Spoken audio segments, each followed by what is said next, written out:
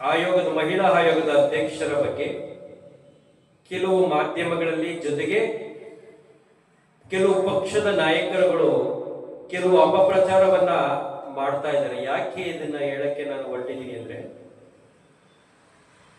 ಒಬ್ಬ ದಕ್ಷ ಪ್ರಾಮಾಣಿಕವಾಗಿ ಇಡೀ ರಾಜ್ಯದಲ್ಲಿ ಉತ್ತಮವಾಗಿ ಸೇವೆ ಮಾಡ್ತಾ ಇರುವಂತವರು ಮಹಿಳಾ ಆಯೋಗದ ಅಧ್ಯಕ್ಷರು ಡಾಕ್ಟರ್ ನಾಗಲಕ್ಷ್ಮಿ ಚೌಧರಿ ಅವರು. ನಮಸ್ತೆ, ನನ್ನ ಹೆಸರು ಗಣೇಶ್ ಗೌಡ್ ಅಂತ, ಸುವರ್ಣ ಕರ್ನಾಟಕ ಮಾನವ ಹಕ್ಕುಗಳ ಸಂರಕ್ಷಣಾ ಸಂಸ್ಥೆಯ ಸಂಸ್ಥಾಪಕ ರಾಜ್ಯಾಧ್ಯಕ್ಷರು. ಏನು ನಾನು ಇವತ್ತು ವಿಡಿಯೋ ಮಾಡ್ತಾ ಇದ್ದೀನಿ ಅಂದ್ರೆ, ನಮ್ಮ ಮಹಿಳಾ ಆಯೋಗದ ಅಧ್ಯಕ್ಷರ ಬಗ್ಗೆ ಕೆಲವು ಮಾಧ್ಯಮಗಳಲ್ಲಿ ಜೊತೆಗೆ ಕೆಲವು ಪಕ್ಷದ ನಾಯಕರುಗಳು ಕೆಲವು ಅಪಪ್ರಚಾರವನ್ನ ಮಾಡ್ತಾ ಇದ್ದಾರೆ. ಯಾಕೆ ಇದನ್ನ ಹೇಳಕ್ಕೆ ನಾನು ಹೊರಟಿದ್ದೀನಿ ಅಂದ್ರೆ,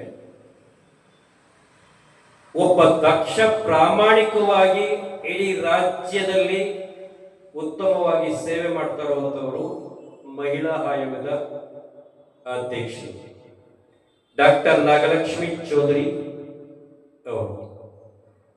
ಈ ಅಪಪ್ರಚಾರ ಮಾಡೋದ್ರಿಂದ ಏನು ಅವರಿಗೆ ಲಾಭ? ನಾನು ಕೆಲವು ಟೈಮಲ್ಲಿ ಆಫೀಸ್ಗೂ ಹೋಗಿದ್ದೇನೆ, ಮನೆಗೂ ಕೂಡ ಹೋಗಿದ್ದೇನೆ, ನಾನು ನೋಡಿದ್ದೇನೆ. ಎಂತ ಒಬ್ಬ ಹಲವಾರು ಜಿಲ್ಲೆಗಳಿಂದ, ಬಾಗಲಕೋಟೆ ಇರ್ಬೋದು, ಗುಲ್ಬರ್ಗ ಇರ್ಬೋದು, ರಾಯಚೂರು ಇರ್ಬೋದು, ಯಾದಗಿರಿ ಇರ್ಬೋದು, ಇನ್ನಿತರ ಹಲವಾರು ಜಿಲ್ಲೆಗಳಿಂದ ಅವರ ಸಲಹೆ ಸೂಚನೆಯನ್ನ ಕೇಳಕ್ಕೆ ಬರ್ತಾರೆ, ಅವರ ಕಷ್ಟ ಸುಖಗಳಿಗೆ ಕೇಳಕ್ಕೆ ಬರ್ತಾರೆ.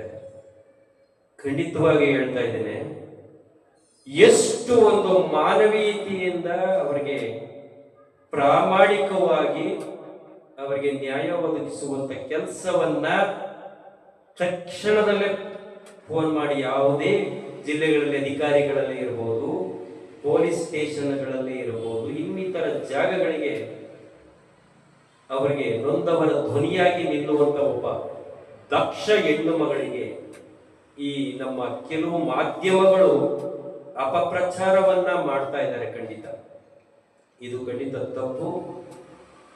ಜನನೇ ರೊಚ್ಚಿ ಹೇಳ್ತಾರೆ. ಈ ರೀತಿ ನೀವು ಯಾರಾದ್ರೂ ಈ ರೀತಿ ಮಾಡ್ತಾ ಇದ್ರೆ ಇದು ತಪ್ಪು ಸಂದೇಶವನ್ನ ಕೊಡ್ಬೇಕಾಗ್ತದೆ. ಯಾಕೆ ಅಂದ್ರೆ, ಅವರು ಯಾವುದ ಪಕ್ಷಗಳಿಗೆ ಸೇರಿರುವಂತವರಲ್ಲ. ಈಗ ತಾತ್ಕಾಲಿಕವಾಗಿ ಹೇಳಬೇಕಾದ್ರೆ, ಅದು ಎಲ್ಲರ ಸಾಮಾಜಿಕವಾಗಿ ಒಂದು ಕೆಲಸ ಮಾಡ್ತಾ ಇರುವಂತ ಒಬ್ಬ ದಕ್ಷ ಹೆಣ್ಣು. ಅವರ ಬಗ್ಗೆ ಇಲ್ಲಸಲ್ಲದ ಮಾತಾಡುವಂಥದ್ದು ಕೆಲವು ನಾಯಕರುಗಳು ನಾವು ನೋಡ್ತಾ ಇದ್ದೇವೆ. ಹೆಸರು ಹೇಳಕ್ಕೆ ನಾನು ಇಷ್ಟಪಡಲ್ಲ. ಮಹಿಳಾ ಆಯೋಗ ಎಲ್ಲಿದೆ ಅಂತ ಹುಡುಕ್ಬೇಕಾಗಿತ್ತು ಕೆಲವು ಮಂದಿಗಳು. ಆದ್ರೆ ಇವರು ಇಡೀ ರಾಜ್ಯಾದ್ಯಂತ ಸುತ್ತುತ್ತಾ ಇದ್ದಾರೆ. ಯಾಕೆ? ಹಣ ಮಾಡಬೇಕು ಅನ್ನೋ ಉದ್ದೇಶದಿಂದ ಅಲ್ಲ, ಪ್ರಾಮಾಣಿಕವಾಗಿ ಒಂದು ನ್ಯಾಯವನ್ನ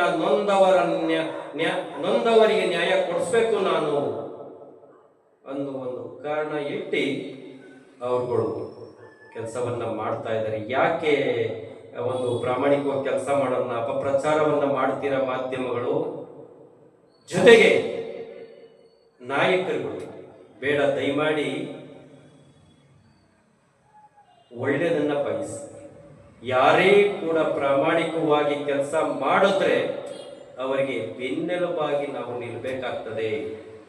ಇದನ್ನ ದಯಮಾಡಿ ಮಾಡಿ. ಯಾರಾದ್ರೆ ಬೇಡಿ, ಈ ರೀತಿ ಅಪಪ್ರಚಾರವನ್ನ ಮಾಡೋದ್ರಿಂದ ಏನೂ ಪ್ರಯೋಜನ ಇಲ್ಲ.